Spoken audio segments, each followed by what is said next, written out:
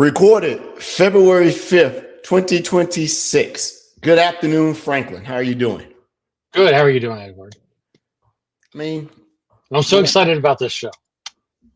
you're not gonna rib on me. I'm gonna stand up for myself in 2026. You're gonna quit bullying me on this stuff, right? But anyway, you doing all right? I'm good. Doing good. That weather, you need a haircut, man. What's going I know on? I need a haircut. Next week, already going next week. I'm going to Florida because the Florida water just makes my hair even worse. Is that what it is? The Florida water? Okay. You would Dad went to go hang out? No, next week I'm going next week. So. Oh, okay. Okay. Tell Dad I say hello. You know I'm his favorite son. He always asks about me. I know. It's all right. Just tell him I say hello. What's going on, man? First and foremost, apologies to our devoted listeners, subscribers, and supporters. We had to push this out essentially 2 weeks because I was trying to do the podcast remote. Rob was disposed. He was sort of remote. Franklin was remote. We just couldn't get it right. I was in Dallas, and I just couldn't get into the show. And unfortunately, during that time, the two-factor authentication that allows me to log into the show was tied to my email that's on 365, and 365 had a very bad outage that day. It was not a good day for that, right? So, and it doesn't have any type of SMS alternative to multi-factor.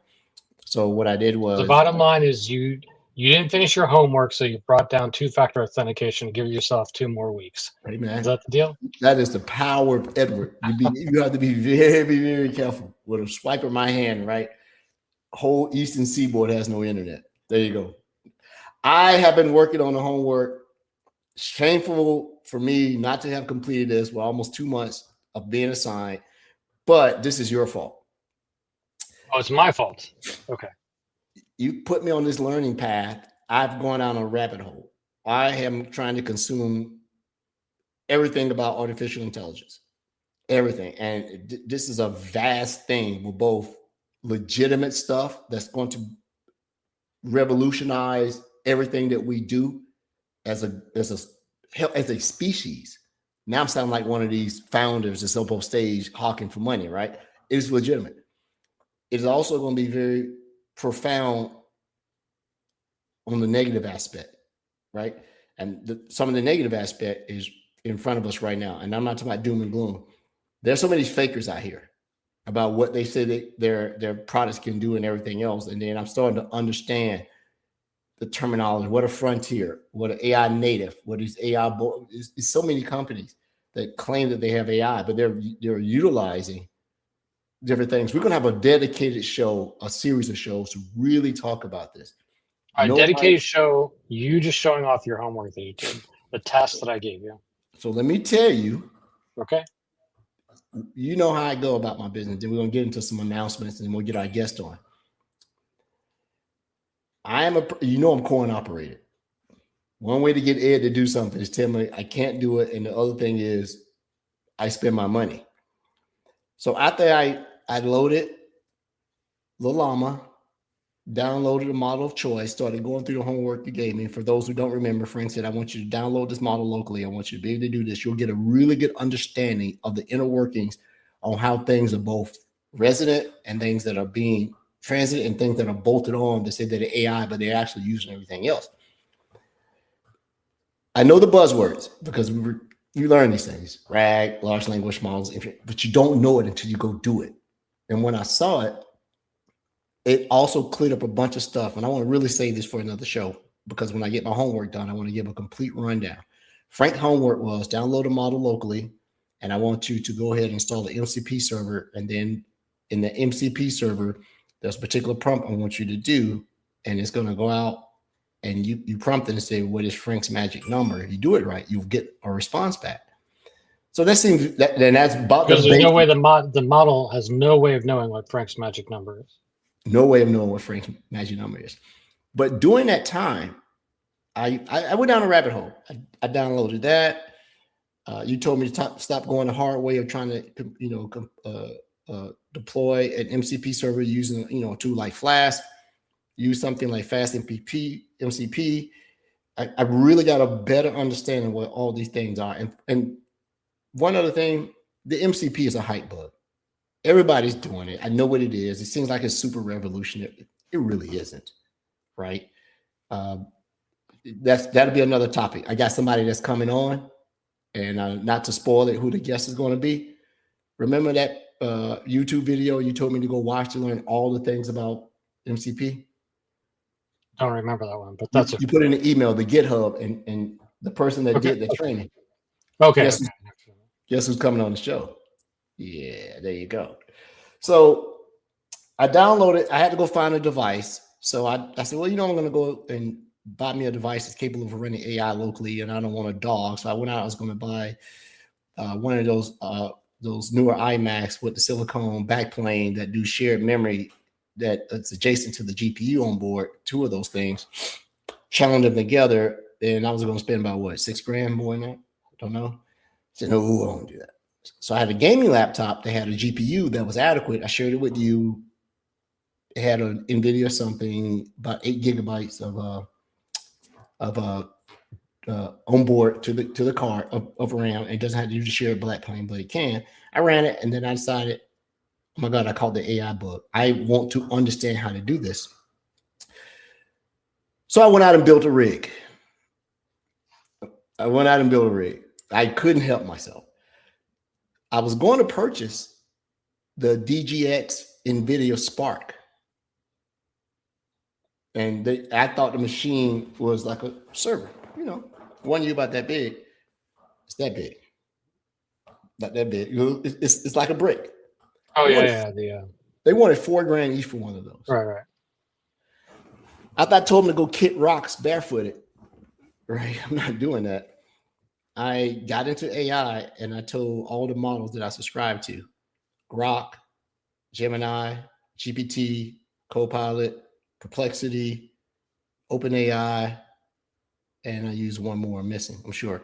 I use all the models. Can I sell you one? Go ahead. So I told it, go build me a machine that runs away from this machine. And here are the specs. Grok came back and said, that's a tall order, sir. The DGX was custom made by NVIDIA to be able to have, ultra performance based on their Blackwell, blah, blah, blah. I said, I don't care. I don't like to lose. And Grok said, I like that type of attitude. Out of all the other models, it was most personable. So I built a machine. So I put 256 gig of RAM in it. I put 4 terabyte PCI SSD drives on the board. I put dual cooling in it. I put 3 NVIDIA GPUs in it to go. I put a 10 gigabyte dual, 10 gigabyte uplink with a usable 2.5 of that. I put 3 fans in the front, 4 on the side, and the fans in the back. It absolutely screams. You just have an entire new cooling system for your house that you have to run that, It's and I to smooth out the 120, because everybody, I'm an electrical engineer by degree. 120 in your house is nasty. From the time it reaches the wires or underground, it comes to your junction board, your panel, you can get anything from 118 to 124. It's not so much the voltage, it's the sine wave. It's dirty. So it wreaks havoc on sensitive equipment. So I put a generator from the wall in front of it that smooths out the sine waves so that I get a very smooth. How much does this thing cost you? My wife might be listening to the show.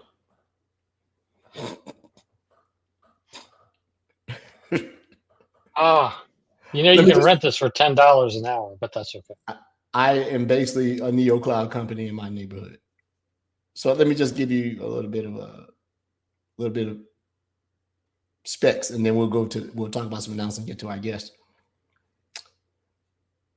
2 of the GPUs are Blackwell Pro 4000, and one of the GPUs is the NVIDIA Blackwell 6000. There you go. I'll leave it at that. So text me later how much all this costs. I'm dying to know. If my wife finds out and she knows, I'll be dying. But I boot from Power Up to Windows 11 Enterprise in 7 seconds. See, as the robbers go through your neighborhood, like, oh, that guy's got gold in his house. That guy's got GPUs. They're going to knock off your house. The GPU guy, right? You want to bait. So that's all I did, man. I'm loving it. Thank you for putting me on it. I'm getting an understanding. I see why things happen what they happen, right? And yeah, I'll give you access to it if you want to. Your wife is like, Frank has Edward do one small task and it cost me $50,000. How did this happen? Is that what she's gonna say? When you come out of the house, she's gonna have words with you. Oh yeah, I'm in trouble now. Yeah, you are. Yeah. She used to like me. Yeah, there you go. A couple things. A lot of Sentinel stuff going on. A lot of migration efforts that have started to come down my plate. Pricing being the biggest thing. The technology is easy, but people are still sort of befuddled about the pricing. They're looking at the data lake. They want to get out of ADX.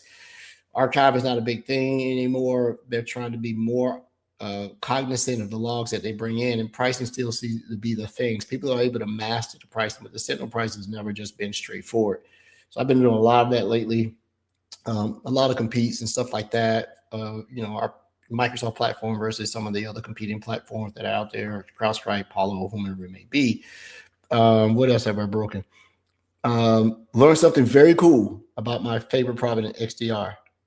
And I got to share it when we do one of our us only shows about the integration of AI security and detection across the XDR stuff that you don't see. I was playing around in Microsoft Defender for cloud apps, and something generally made my eyebrows go up. And I don't even have eyebrows. I just got wrinkles in the forehead. I was like, I did not know that was there. And so I started connecting this stuff, and I'm like, this is cool. And I showed Rod. Rod's like, I didn't know it was there either.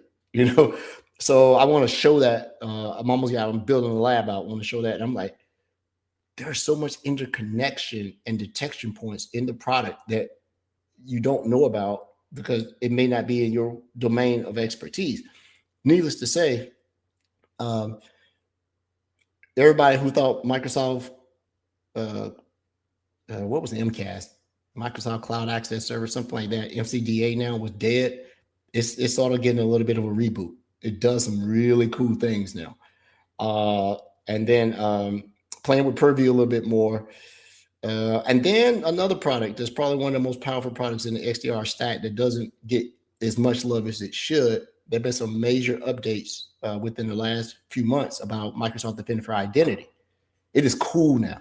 So all those GPO audits and setting up GSA accounts automatic now with a new sensor. It will configure all these audit settings for you. It used to be a pain because when I would go do surveys or assessments, when people deploy MDI, 90% of all the customers did not have a complete deployment. They didn't have the proper login and this and that. And guess how I got really good at it? After you convinced me to go take the SANS Forensic 508 course, I could speak the language. I was like, oh my God, I can get in your environment with PowerShell. You could not find me. You couldn't find me. I don't need Cobalt Strike and all this other stuff. I don't need Mimic. I can navigate your living off the land. You would not see me, right? Unless you know what, you got to have logging. So that's pretty cool. That's all I got going on, man. What about you? Well, Microsoft released today a blueprint for, it looks like a new exam called the Microsoft Cloud and AI Security Engineer. So hopefully we can put that link in the show notes so people can go out and vote for what they think is relevant for this exam. I voted today. I did my survey today. I had to go back and really look at it.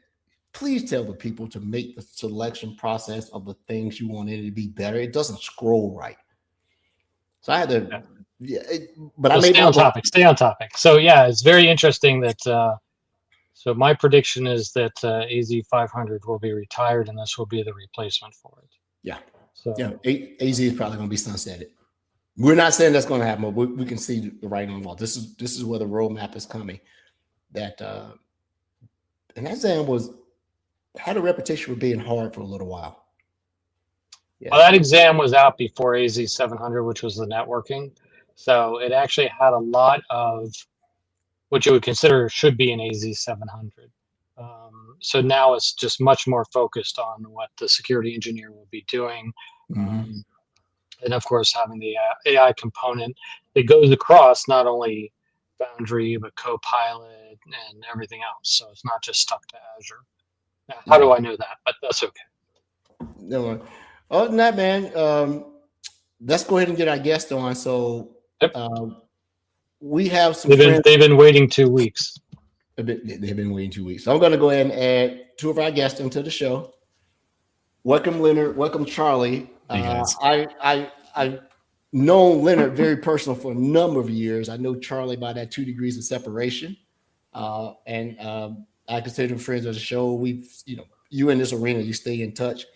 But I'm going to let each one of them introduce themselves, what they do. How did I coerce them to come onto the show and talk about all things that's good in LockBase Cyber? So, Leonard, Charlie, the floor is yours, man. Shameless plugs. Yeah, no, thanks, Edward. We appreciate the invite. Longtime fans of the show, so it's cool. It's one of those things. It's cool to finally arrive, be here, chatting with you guys. I've learned a lot from the show over the years, so appreciate you guys doing it and all the cool stuff. And yeah, I mean, love AI, so that's something I can't wait for you to dig deeper into that. I think we'll touch on some of the things we're doing as it relates to SOC AI a little bit here today.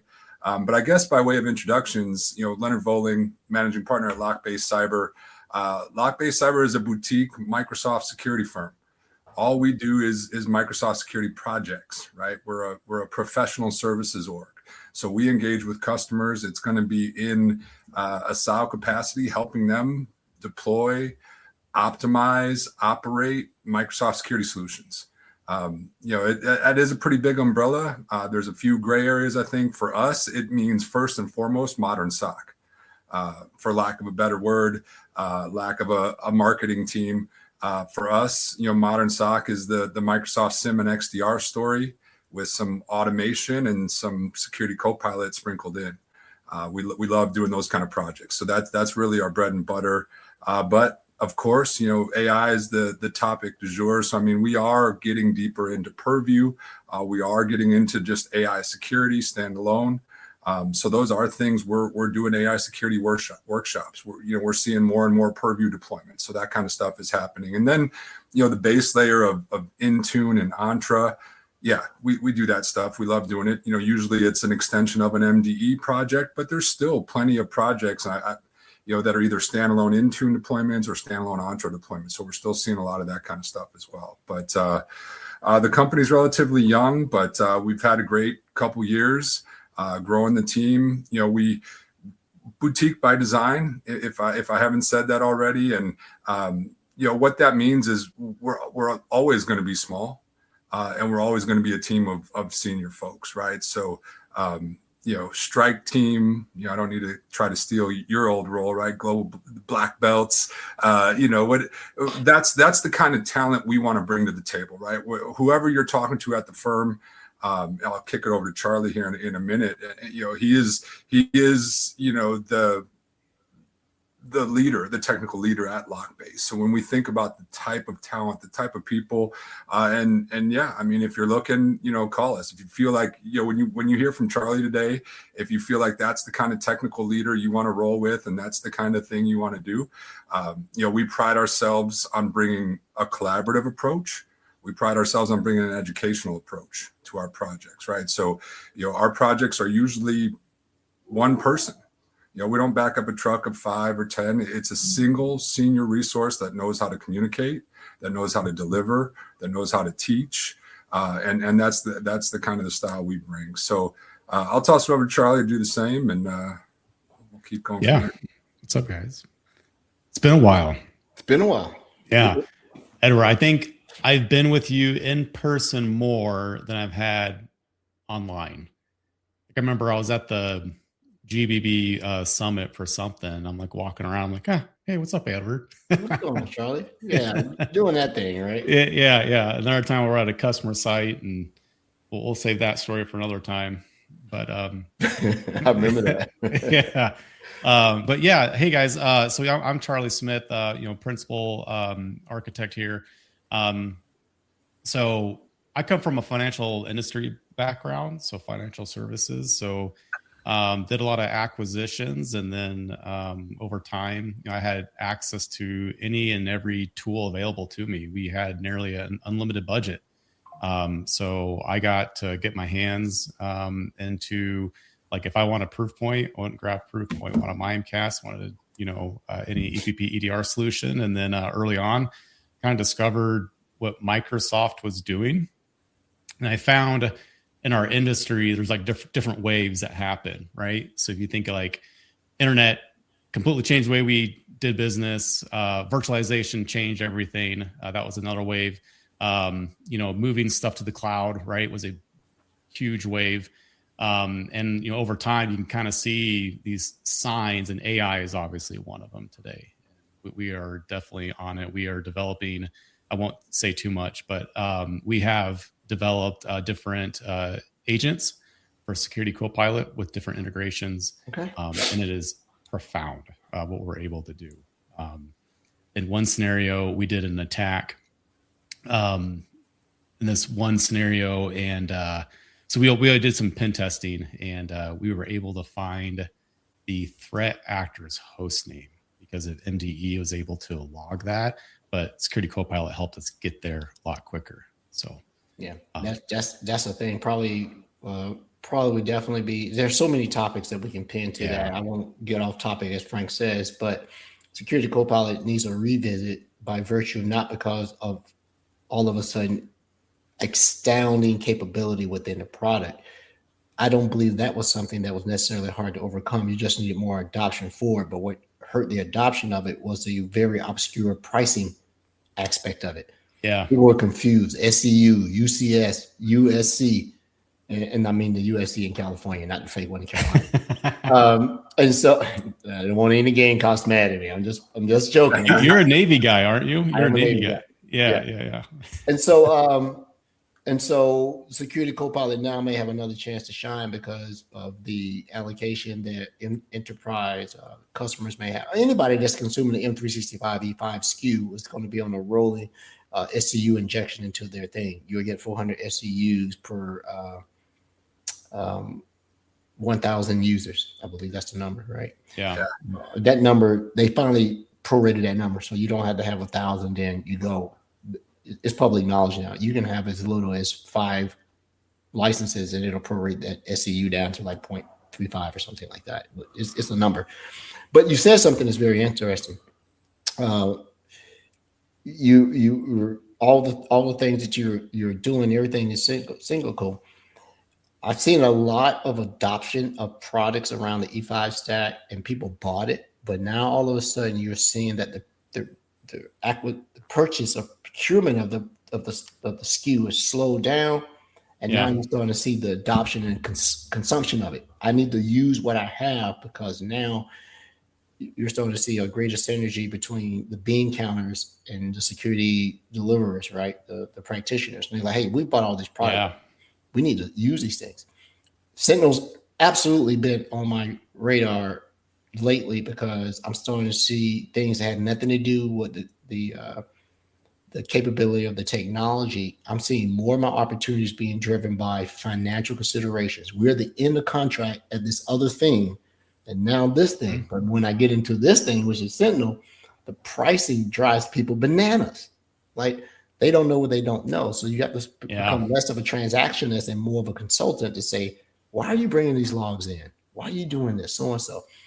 The tools that Microsoft has, I get it. It's an effort, but now you're seeing more robust tools that are being developed from the MVP and the practitioners and the partner community. I think partners are happy. Microsoft seems to be very committed to let the partners figure that out, which is why we brought you guys on. You guys have a nifty tool. I ran it through its paces. I actually sent it off in a few things, emails that I've had. I'm like, go check this out. This is cool. We're gonna post it tonight. So tell us about this Sentinel pricing application tool that you have. It's actually pretty cool. Yeah, no, happy to, Edward. I think it's something we're really excited about. Like you said, Sentinel pricing and thinking about ingestion has been a challenge, really since day one. Obviously, Microsoft has made some announcements with Data Lake, and we're all in on that. I mean, in case it's not obvious to everybody, right? If you're deploying Sentinel right now, Data Lake should be a part of the architecture, right? So you need to understand it. And Charlie can elaborate on that. That's how important this is just as a technology. Now, when you say, hey, on top of that, we're able to simplify the licensing a little bit, the pricing a little bit, but there's still a lot of details, right? And what we did, let me go ahead and get this calculator shared out. I know you're going to get it in the show notes, but try to share a screen here. Leonard, this isn't Teams, so it's gonna be a little bit different. Yeah, you got to click on the little television screen and do all that stuff. Yeah. As long as it doesn't make me share my entire screen, that's what I thought there for a second. Like, all right, I don't have the real estate for that. I don't have the real estate for that. Is the calculator showing up? Yeah, we see it. Yeah, so this is out there, right? You can get to it off of our website, lockbasecyber.com. There's a little button in the upper right. Click that, or obviously if you jot down the URL here, sentinelcalculator.lockbasecyber.com. It's available to anybody that wants to access it. So that was a really intentional decision, is saying, hey, let's just put this out there, whether you're a practitioner, a customer, Microsoft, like anybody that can get use out of this, get value out of this, have at it, right? So it's out there for anybody. These little buttons are tabs across the top. So we'll start with setup, of course, then we'll get to sources, architecture, and the last tab, the cost tab, presents a nice summary and lets you see where there's maybe room for optimizations, et cetera, right? But if you're walking up to this thing for the first time, you got to put in your user count, right? So we'll say, hey, we've got 10,000 users at Acme Corp, right? When I look at number of endpoints, this is going to say, hey, and we try to leave breadcrumbs, right? That the font might not always be super readable, but hey, anything that's going to be generating, either running EDR or generating logs. So this should include my laptop, my user endpoints, and my server endpoints. I'll go ahead and say 12,500 there. The industry dropdown, this is just going to auto populate some compliance settings and or some retention settings, right? So we're trying to, this isn't just a sizing tool. This is an architect, right? This is Charlie's knowledge. This is knowledge from our senior Sentinel engineers poured into this thing. So we know all of the considerations you have to factor in when you're doing a Sentinel design, and that stuff's in here, right? So if I select retail, again, there's going to be some specific settings that go off in regards to retention, et cetera. So at the moment, I'm at 58 gigabytes a day, right? But there's a ton of knobs I can tweak when I'm thinking about Sentinel pricing. So the first one that I don't think anybody truly understands is the Sentinel data grant. We factor that in here. It's fairly basic, but we're making sure that that's known. The other thing you can get, and certainly every customer doesn't have Defender for Server, but if you own the Defender for Server, there is a data grant for that you can turn on or turn off, right? Depending on how many endpoints you have connected.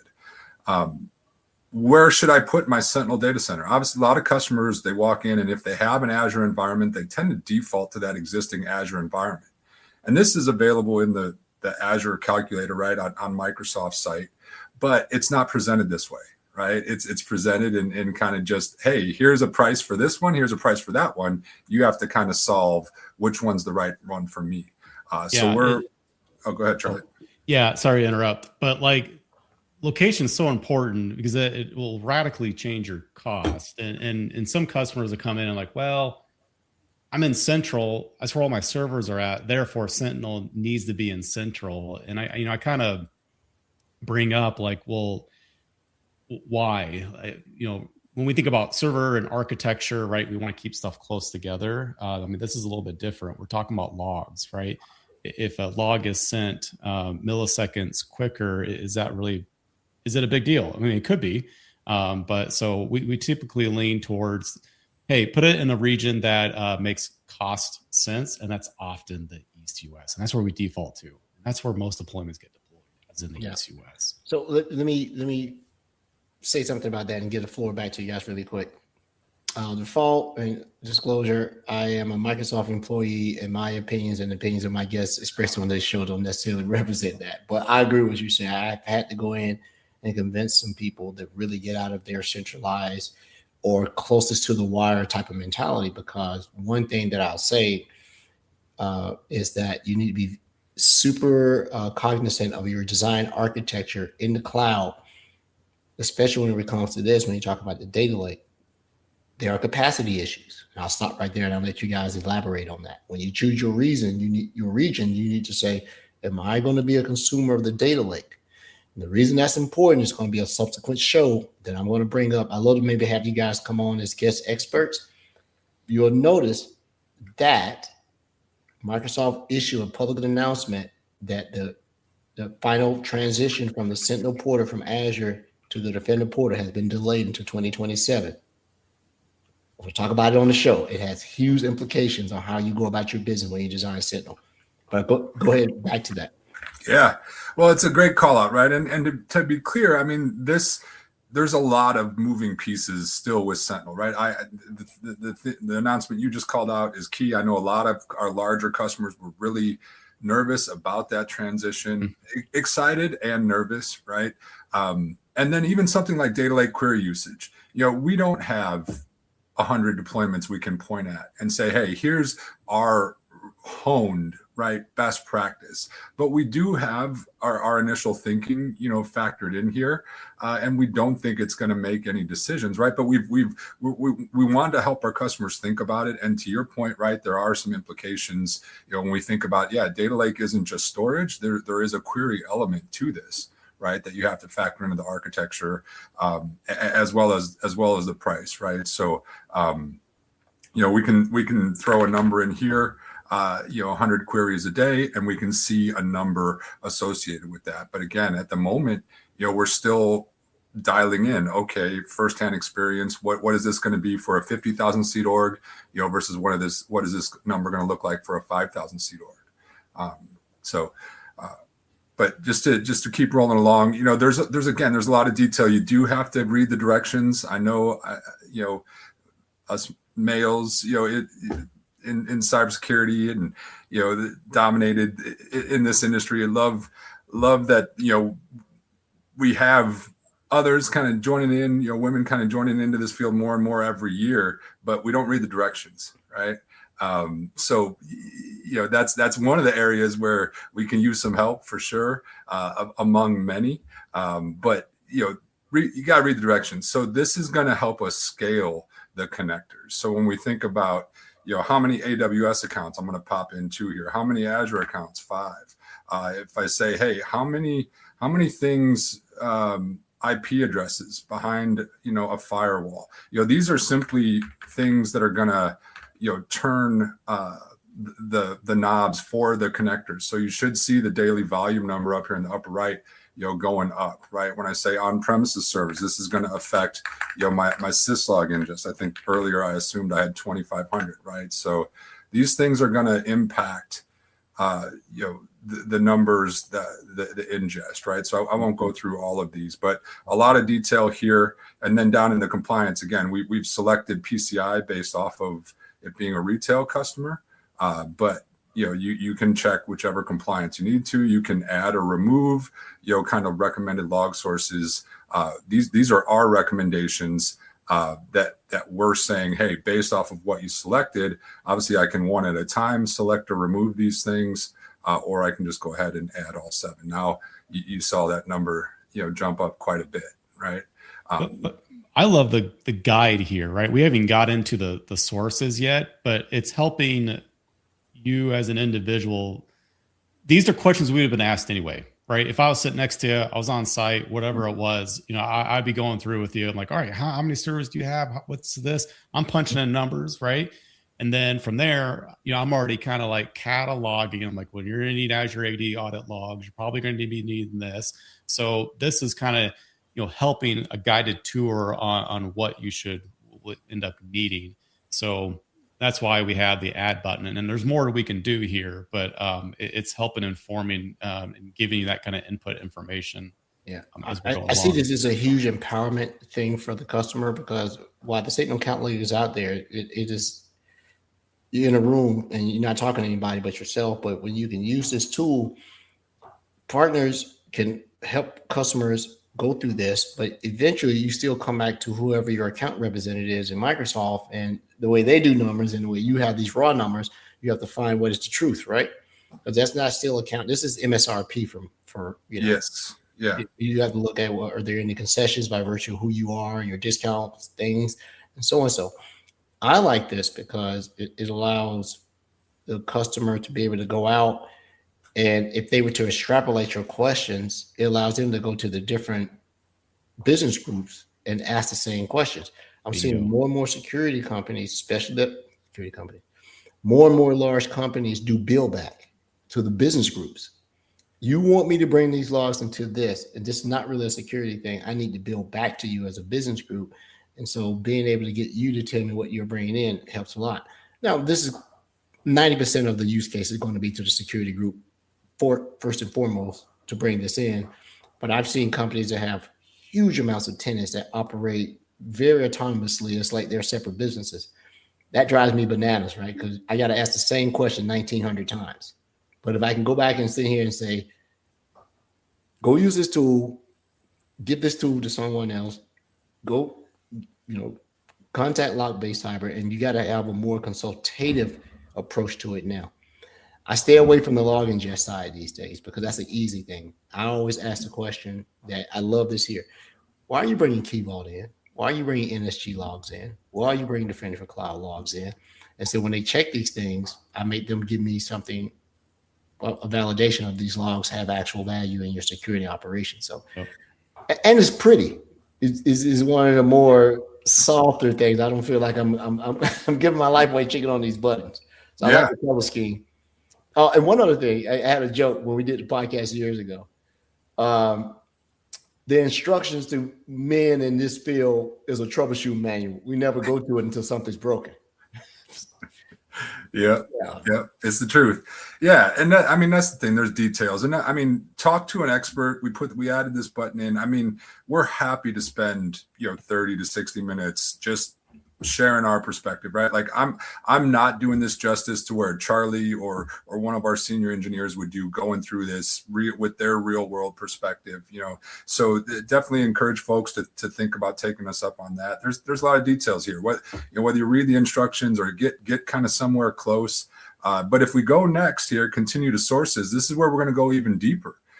Each of these nodes has a bunch of detail hidden underneath it. So if I click into like Defender for Endpoint, I can, with a fine-tooth comb, decide what I want flowing in analytics and what I want in the data lake, right? So, we're making some recommendations by default, but I can turn certain things on by default here, right? I'll just grab one, right? So actually, maybe I'm misremembering that. Add the source, and then I think at some point I can change that. I'll have to double check if I'm. It's on the next page. On the next page, okay. Yeah. Thanks, Charlie. But so we have some perspective on what should live where, and again, now with Data Lake, that's a huge component. But we're kind of showing what we think the default should be for each of these. So for each source, I can go in, evaluate that. Yeah, please, Charlie. Yeah. So one of the things that there's 4 questions I ask every time for a log source, right? Like it's the same ones every time that helps shape this. Question number 1 is, are we bringing this in because of compliance reasons, right? Is there some regulation that we're trying to satisfy to bring it in? Yes or no? That's a pretty much dead giveaway. The second one, right, is this, are we bringing this in because we can do detections on it, right? So Leonard, if you want to go back to that one that we were just on, and that kind of helps answer some of these questions, right? So we kind of scooch down here a little bit. So on the left, right, it says analytic tier use. This answers that question. Like, can we do detections off of it? Yes. But is everything that we're bringing in for detection reasons? No. That asks the next question, third, which is, we bringing this in for enrichment. If I would have had this, would have helped me during an incident, or help me make a decision going from, okay, got an alert, it's suspicious, but is it malicious? If I would have had this data set, that would have been really nice, but it's high volume. I don't really want to put that in our kind of analytic tier, like the hot tier. I just really need this when I need a query on demand, right? And that answers that question. And you might be asking, what's the 4th one? I love the 4th one. Why are we bringing it in if we said no to all of these? Doesn't meet compliance. We can't do detection. We can't do enrichment. And the question is, why are we bringing it in? And there could be an answer to it, but that's how we approach this. Yeah. Can I ask a question on this? Because Yeah. I saved it for this because I did go through the tool. I'm playing around with it because I rebuilt out my entire Sentinel environment. Frank, you probably saw that our lab was blasted to atoms. That was me. Sorry if I didn't tell you. I rebuilt everything. You were referencing basic logs. Help me understand if basic in reference to the basic log capability, or basic meaning the type of log personality. It's the pricing tier basic. Okay. Is what it's for. Yeah. So for those on the recording, for whatever reason, when we ingest logs into Sentinel, right, it's we've had the option to do kind of more of a hot tier kind of analytic, and then more of a cost-effective option, which is basic. And that's what we're kind of referring to. And with Data Lake, right, that really changes how we go about this as well. But basic is that pricing tier. Okay. The table. Yeah, I look at it, and I think I shared the link to this, and someone hit me back. One of the customers I referred this to. I'll see if they followed up with you guys. They're like, we thought basic logs were going away, and I'm like, who knows? I only work here. I don't know what's going on with it. But right, they like, well, Data Lake seems to be the future path for all things that you do going forward. So to our listeners out there, the basic logs is included in there because it's still an option within Microsoft as a repository of your logs. But understand that there are going to be some roadmaps here announced next week. They may sit here and say that that's not really part of the future roadmaps here. So I'm not sharing anything out of band here, but yeah. But I had a customer or someone that I sent this to ask me about that. So they're like, what do I do basic? Do I do Data Lake? I don't know yet. I'm like, do Data Lake. Yeah, it's a great point. Sure. I mean, we're going to try to keep the tool updated and tracking with Microsoft. But like you called out earlier, right? The pricing, Microsoft controls the pricing. Microsoft obviously controls when some of these like basic kind of come or go or end of life. So yeah, we'll do our best to update. For now, it is an option.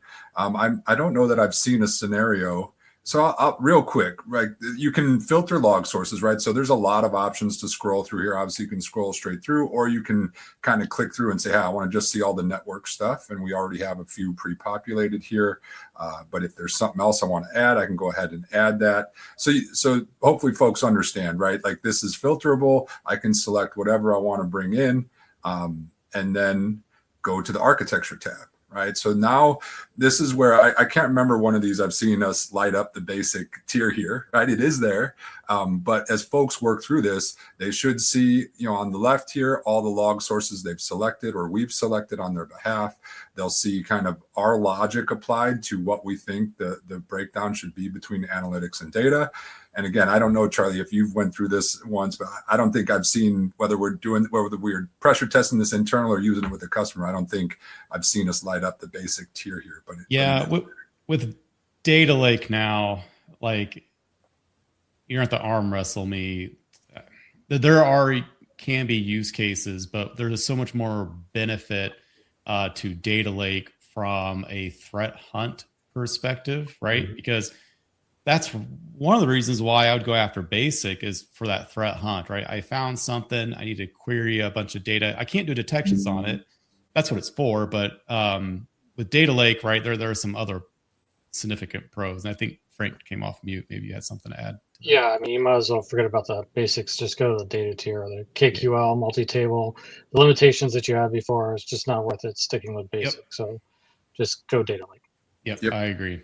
Yeah, we totally agree. So I don't think anybody working through this will see stuff going to basic. We'll keep it there until it's decommissioned. But again, you do as we drill into this, you can configure the tiers yourself. So we're trying to bring our expertise to bear. One thing I've learned throughout doing this my entire career is every customer is a snowflake. Yes. And that's not universal. Yeah, there's a lot of things we all do the same, and there's a lot of patterns and practices that we can rinse and repeat, but everybody is a snowflake. So if in your world you need to tweak these things, change it. Change that to Data Lake, right? And we're trying to make this as custom as possible, while also giving people kind of those core best practices to leverage on. You made an excellent point, Leonard, on that, because while this looks great. A lot of users will consider this a tool for Greenfield. This is an excellent tool to justify how you're doing business when you're ready to transition, right? Yeah. It's not just a migration to Sentinel. I'm running Sentinel.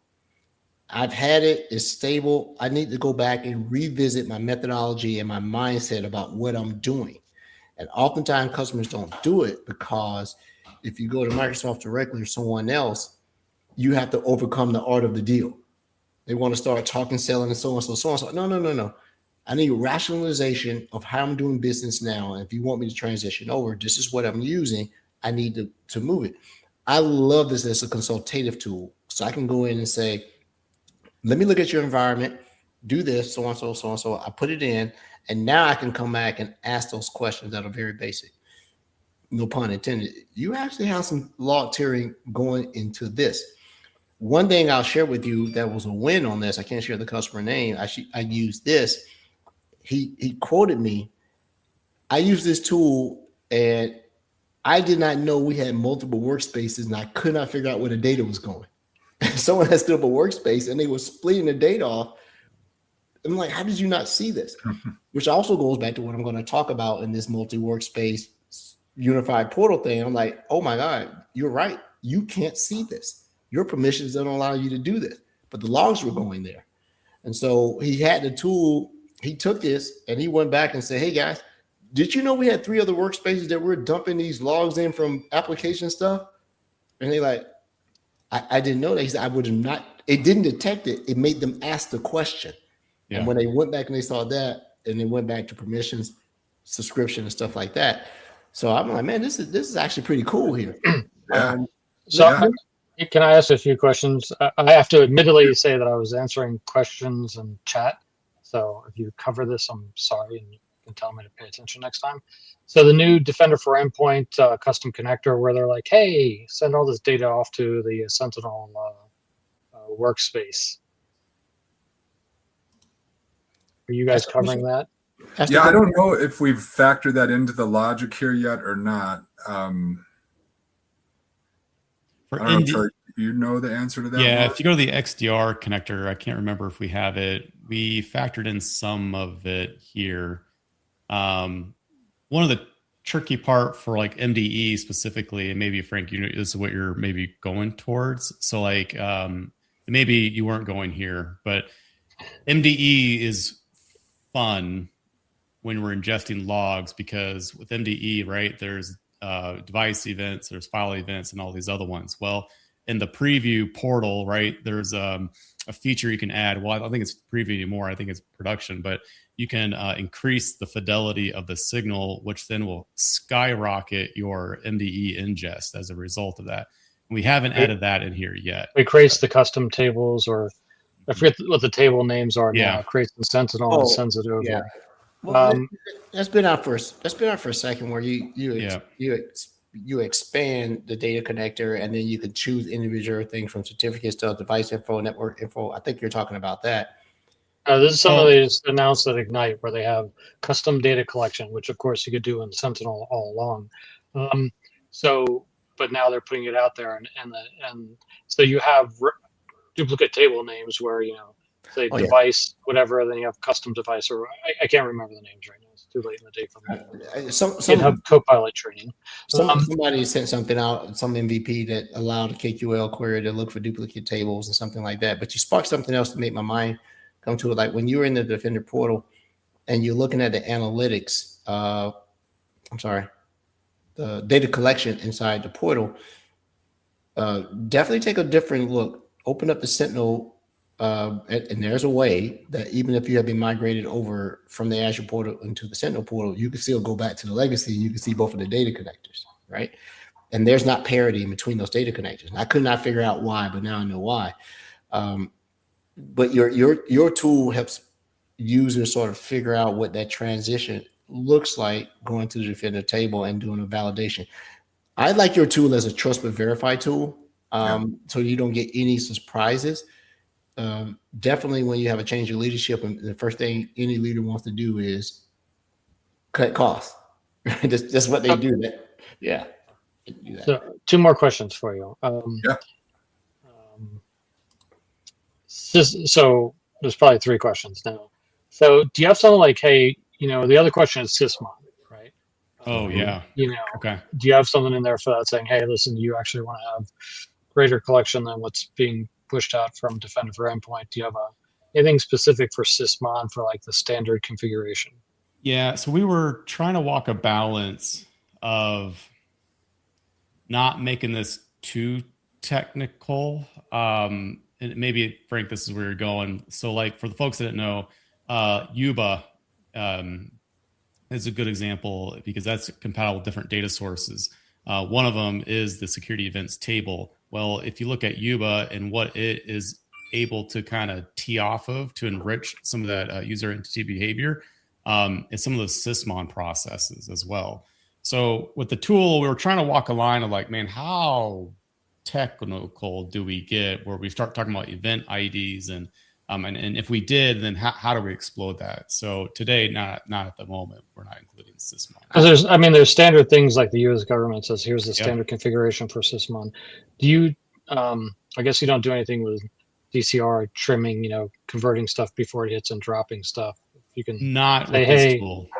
Okay. Not yet. And so I'm sorry, how does retention play into this when you're thinking about this from the Defender? Right? So the screen that I'm looking at is really small. So these are just little blue, that's why I keep going like this. So these are just little blue boxes for me. So I'm looking at myself. So sorry about that. So tell me how retention plays into calculations. So a couple of things real quick, right? So one, this is software. So like the curse of every software, right? We got to maintain it. And so I think both those points that you related, whether it's enhanced or custom MDE logging, or whether it's some of the sysmon stuff that's now being advocated for, right? We've got to get that folded into the tool. To Charlie's point, we want it to be at the right altitude, but this is a technical tool. And I mean, so we'll get that in our backlog, right? And we'll get those things put in here. And I would expect at some point you'd be able to come in here and turn some of those knobs on and off for those things. Yeah. Go ahead, Leonard. I'm sorry.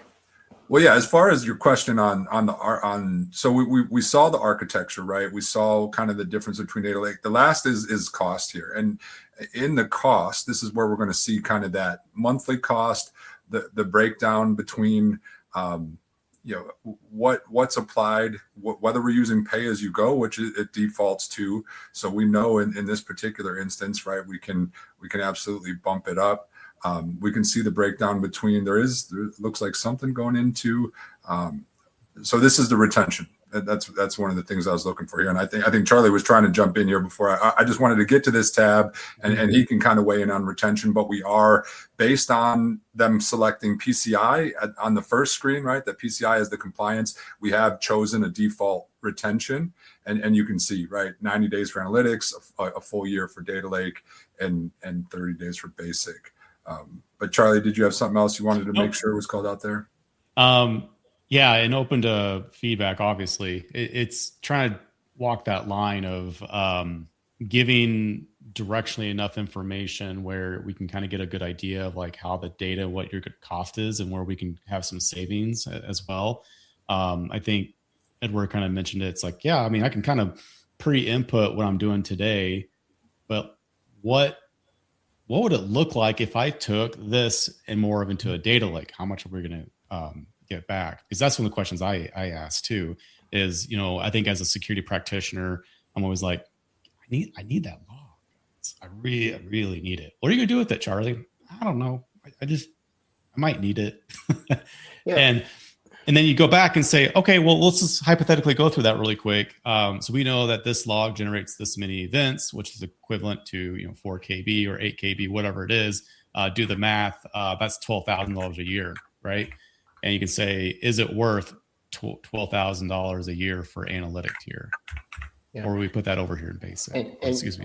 And no tool, no matter who deploys it, is actually going to be 100% fidelity because you don't own the pricing aspect. What you're trying to do is take what is being delivered from the owner of the particular solution. And it changes all the time, the meters and all this other stuff.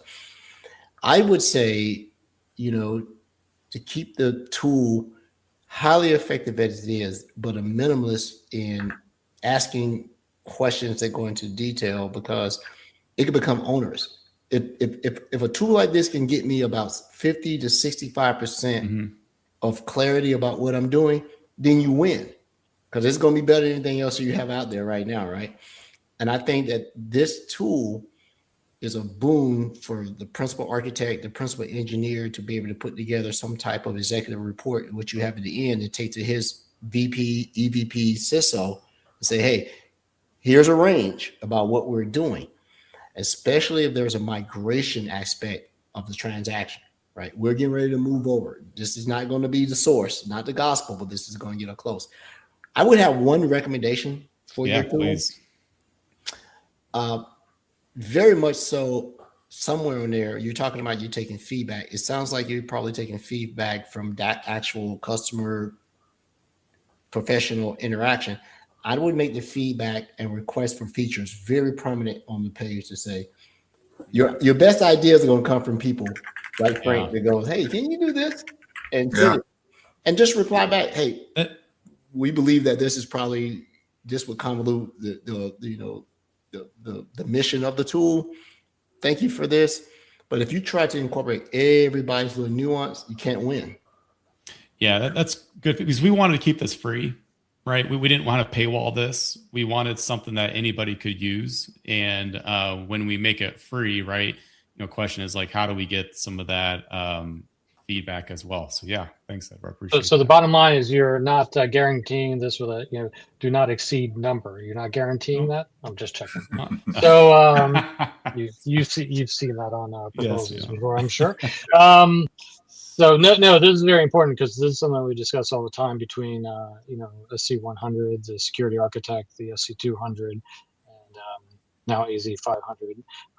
So yeah, I mean, this is something we talk about in SC100, something we've been pushing for a long time to really map out what you need, how much it's going to cost you, and what's your return on investment, and what are your compliance requirements. So I think this is very, very important. Yeah. Can you do me a favor for those who are going to go back and listen? I know they're going to go look into your links. Click on the architecture button really quick. Yep. And so very pretty. It is. And so I like this because it gives you a very basic fundamental understanding of, here are your log sources. They're going to a DCR transformation.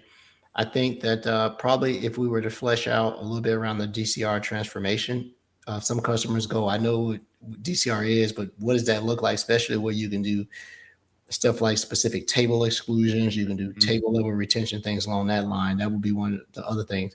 And believe me, I'm not making this up myself. This is someone that I sent it to. And I told them, I don't own the tool. This is a partner I know. They own the tool. You need to reach out to that thing and go do this. This is awesome, guys. I like it. I know that the things that cost the most is free. So when people start getting on it and on it and on it, you don't want the feedback and the capability thing to become overwhelming. Then people start complaining, well, it's not up to date. Of course it's not up to date. Hell, I work at Microsoft. Nothing's up to date. I'm always 4 or 5 days behind. Don't know what's going on, right? Yeah. But no, I mean, we want the feedback. So yeah, whether we get kind of a little feedback button somewhere on the page, or whether you reach out to us, I mean, even use the talk to an expert, reach out to us. We love the feedback, and we are enhancing it. Like you said, we have made a couple of kind of minor enhancements, I guess, already based on some feedback. And yeah, I mean, we're agile, we're quick. So please, use it. Please give us feedback. And yeah, we'll keep updating it. As Microsoft changes, we'll keep updating as our thinking evolves and changes, right? As we do consider ourselves, premier experts when it comes to Sentinel deployments. We have, one of the largest deployments in the world under our belt. So, I mean, we've got a lot of scars, and we're trying to help people learn from those here. But yeah, there's a lot that goes into this, right? And even as we get into the things we can do pre and post, right, with DCRs and really getting into that, that's something that warrants, right? Okay, let's get engaged. Let's dig into this. There's a lot to unpack. There's a lot to understand. Yeah, hopefully that is a good kind of formal introduction. We've been talking about it out on LinkedIn a little bit, and we know some Microsoft folks have been talking about it. I hope people are getting value out of it. We do want the feedback, but I don't know exactly how long you guys run this typically, to be honest. I think very briefly, we'd like to talk about a couple of the other things we're doing just at a high level. But was there anything else you guys wanted to chat about on the calc front? Before we end the show, I'd like for you guys, we talked about one of your tool sets that you have, but we glossed over who you are. So give us your brag sheet, who you are, and the other things that you do. I want to hear the brag sheet. Yeah, I mean, for LockBase, we really pride ourselves on being focused, that security partner. Again, I think the hard part I touched on earlier is, okay, well, what does security mean, SIM and XDR, or does it also mean, purview? Yeah, for us, it does mean purview. I think you can get deep into purview where, it can be a specialist boutique firm that's all they do. But we very intentionally avoid, trying to be privacy experts, right? Or trying to be GRC experts, when we say purview, we mean DLP, MIP, IRM, and DSPM, right? That's what the compliance side of E5 means to us. And we have a ton of confidence deploying those solutions at a technical level, helping customers start to, get into that side of security. Because I think, one of the things I'm sure you're seeing, Edward, as you get into AI security, right? It's some of the fundamentals, it's some of the eat your vegetables stuff is still undone, whether that's identity or whether that's, purview, i.e. data security. If you don't have that foundation, man, you're in a little bit of a hole. You've got to get there. Now we can start to talk about actual AI security and the new attack surface that introduces, right? Mm-hmm. So that's, one of the areas. But yeah, when we think about the cool stuff we're doing, I mean, we've built some custom security copilot agents. So that is really where we're pouring a lot of our energy, a lot of our time. We had one of our larger customers reach out to us and say, hey, we want to, take that next step, right? We've been doing a lot of work with quote unquote SOC optimization, but we want to take that next step into agentic, leveraging agentic functionality from a SOC perspective, right? Mm-hmm. So, that is where we're, spending a lot of hours, a lot of thought is in that kind of custom security copilot agent. MCP, we've started to find some cool things there. I think I've been in the boat with MCP where I'm just trying to put my arms all the way around it, right? Like, hey, I know what the concept is, but the guys on the team are knee deep into it and doing some pretty cool stuff with MCP as a way to take the agent world and extend it out to more custom or more nuanced scenarios. So that's how we're kind of currently approaching it. But Charlie, why don't you talk about some of the cool stuff we're doing in that realm? Yeah, I mean, our DNA, if you want to talk about bragging, this is a silly brag, but in December, we bought our team Flipper Zeros, right? You could do a gift basket or Flipper Zeros. So we got Flipper Zeros. Yeah, okay. So I mean, that's who we are. We spent time on the SOC. We've trained SOC, so we understand deeply the MITRE ATT&CK framework.